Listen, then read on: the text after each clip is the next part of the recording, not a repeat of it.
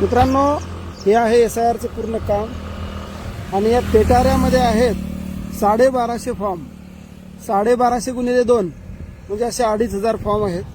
ते 2500 फॉर्म भरायचे आणि सगळेच्या सगळे फॉर्म ऑनलाईन करायचे. आणि हे ऑनलाईन केलेले फॉर्म फक्त ऑनलाईन करायचे नाही तर प्रत्येक फॉर्म तपासून QR कोड स्कॅन करून भरावा लागतो.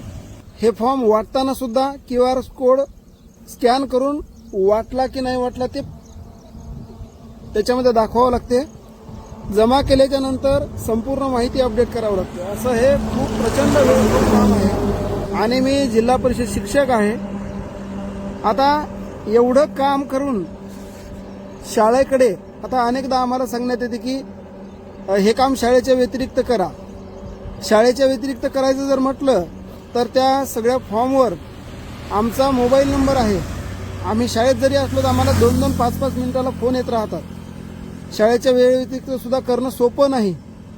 आम्ही शासनाकडे आम्ही काम करत नाही असं नाही, काम करावंच लागणार आहे कर्मचारी म्हटल्याच्यानंतर. परंतु प्रत्येक गावामध्ये खूप सुशिक्षित बेरोजगार मुलं आहेत.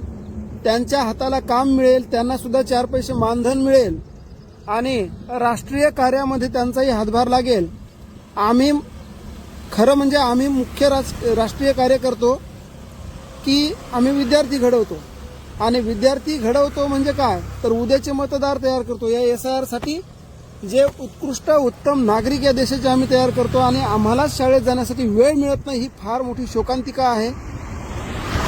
या व्हिडिओद्वारे मी काही कुठल्या या कामाला विरोध करतो असं नाही, परंतु इतरही अनेक पर्याय शासनाकडे, निवडणूक आयोगाकडे यांच्याकडे असताना शिक्षकाला काम करू द्यावं जे त्याला ठरवून दिलेलं आहे. आम्ही निवडणूक कार्य करतो, आम्ही जनगणना करतो, परंतु हे आता निवडणूक कार्याच्या अखत्यारीत आलेलं आहे. काही माननीय न्यायालयांनी आदेश दिलेला आहे की हे निवडणुकीचं एक काम आहे. परंतु निवडणुकीचं काम 3-3, 4-4 महिने चालत नाही. एवढं वेळखाऊ काम आमच्या आयुष्यामध्ये आम्ही पहिल्यांदा पाहिलं. त्यामुळे यासाठी या पुढील तरी कामासाठी किंवा याच कामासाठी इतर पर्याय अवलंबता आले तर फार चांगलं होईल. मुलांना शिकवू द्या, मुलं शिकतात. उद्याचे नागरिक योग्य घडवण्यासाठी आम्हाला शाळेत जाणे फार आवश्यक आहे. संपूर्ण भारतभरातील, महाराष्ट्रभरातील अनेक शिक्षक लोक याच्यामध्ये अडकून पडलेले आहेत.